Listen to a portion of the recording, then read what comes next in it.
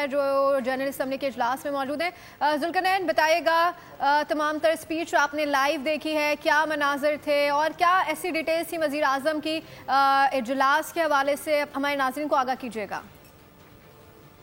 देखिए, वज़ीर आज़म ने अपने खिताब का जो आगाज़ है वो कश्मीर और स्पेशली जो भारतीय हमला था, भारत की वो दिलाने की कोशिश थी उससे किया, जिसके जवाब में ऑपरेशन बुनियादुल मरसूस शुरू किया गया और भारत की जानिब से हमले में जो नुकसानात हुए थे, जो शोहदा हुए थे, उन तमाम शोहदा का उन्होंने नाम ले लेकर जिक्र किया।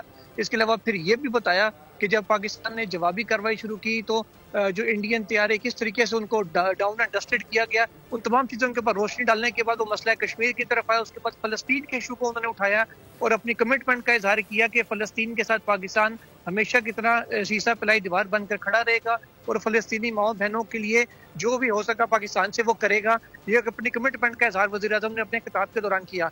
जब बुनियादुल मरसूस के हवाले से वज़ीर आज़म बात कर रहे थे तो चंद भारतीय साफ़ी भी जो वहाँ मौजूद थे, उनके जिस तरीके से चेहरे लटके हुए थे वो देखकर जितने भी पाकिस्तानी वहाँ पे थे वो बड़ा उस चीज़ को एंजॉय कर रहे थे कि मतलब जिस तरीके से वज़ीर आज़म ने पाकिस्तान का मौक़िफ़ बुनियादुल मरसूस की तफ़सीलात बताई, वो भारतीयों को बड़ी नागवार गुज़री थी वहाँ पर। इसके अलावा जो गैलरी थी यूएन जनरल असम्बली की, उसके अंदर कुछ पाकिस्तानी भी मौजूद थे जो स्पेशल पास लेकर यहाँ पर आए हुए थे। उनकी जानिब से वज़ीर आज़म के खिताब पर मुस्लिम लीग नून के जो कारकुनान थे, तालियां भी बजाई गई और पाकिस्तान जिंदाबाद के नारे भी लगाए गए। क्योंकि नारेबाजी यहाँ पर अलाउ नहीं होती, इसलिए नारों से तो सिक्योरिटी ने मना कर दिया। अलबत्ता क्लैपिंग रेगुलर वज़ीर आज़म के खिताब के दौरान होती रही और जो पाकिस्तानी कम्युनिटी यहाँ पर मौजूद थी, उनकी जानिब से बड़ा अप्रिशिएट किया गया वज़ीर आज़म के खिताब को। जी।